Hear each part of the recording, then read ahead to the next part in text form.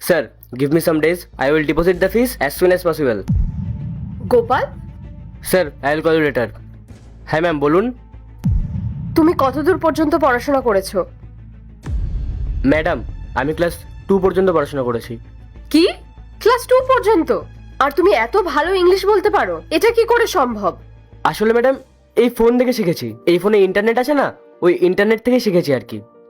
Wow, খুব ভালো লাগলো তোমার এই স্কিলটা দেখে। এটা এমন কি বড় ব্যাপার ম্যাডাম? দুটো তো ইংলিশেই কথা বলছে, কোনো বড় জব তো করতে পারবে না, সেই তো ঝাড়ুদারেরই কাজ করতে হবে। অ্যাটিটিউড এমন দেখাচ্ছে যেন কোম্পানির বড় কোনো পোস্টে কাজ করে। যত সব। Rahul, stop it. ও তো কোনো খারাপ কিছু বলেনি, আর কোনো অ্যাটিটিউডও দেখায়নি, তাহলে তুমি কেন বলছো ওকে এসব? ম্যাডাম, আমি না ঠিকই বলছি, এরা না এরকমই হয়। বসদের সামনে এমন নাটক করবে যেন বস তাড়াতাড়ি যাতে মাইনেটা বাড়িয়ে দেয়। চুপ করো তুমি। তুমি নিজের কাজে মন দাও, আর আজকের পর যেন আমি আর কখনো না দেখি যে তুমি অন্য কাউকে এভাবে ছোট করছো, অপমান করছো। সরি ম্যাডাম, আমার মনে হয়েছিল আপনাকে এটা জানানো উচিত যে এরকম মানুষেরা এরকমই হয়। তোমাকে চুপ করতে বললাম তো। আমি এই কোম্পানির বস, তাই এটা আমি খুব ভালো করেই জানি যে কে কিরকম। তাই তুমি আমাকে কিছু শেখাতে আসবে না। হ্যাঁ গোপাল, বলো তুমি কিসের টাকা দেওয়ার কথা বলছিলে? আসলে ম্যাডাম, আমার ছেলের স্কুলের ফিস জমা দিতে হবে। ওর স্কুল থেকেই ফোন করেছিল, তাই ওনাদের সাথেই কথা বলছিলাম। আচ্ছা, কোন স্কুলে পড়ে তোমার ছেলে? ম্যাডাম, ওই সেন্ট্রাল মডেল স্কুলটা আছে না, ওখানেই পড়ে আমার ছেলে। এই তো পাশের গলিতেই।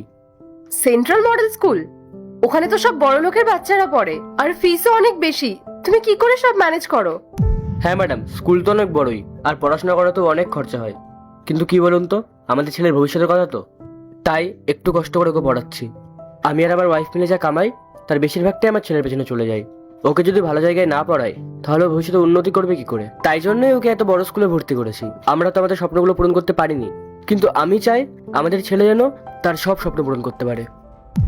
না, এখন আবার নিজের গল্প বানানো শুরু করলো। ম্যাডাম, আপনাকে আমি বলেছিলাম না যে এরকম মানুষের এরকমই হয়। এখন এরকম ইমোশনাল স্টোরি শুনিয়ে আপনাকে অ্যাট্রাক্ট করার চেষ্টা করবে, যাতে আপনার ওকে দেখে একটু মায়া লাগে, আর সেই সুযোগে ওরা একটু টাকা কামিয়ে নিতে পারবে। ম্যাডাম, আমাদের তো ফালতু কথা শোনার টাইম নেই, চলুন, আপনার মিটিংয়ে যেতে লেট হয়ে যাচ্ছে। হ্যাঁ, তুমি ঠিকই বলেছো। আমাদের প্রেজেন্টেশনটার উপরে ডিসকাস করতে হবে, যাতে মিটিংটা আরো ভালো হয়। গোপাল, তুমি তোমার কাজ করো, চলো।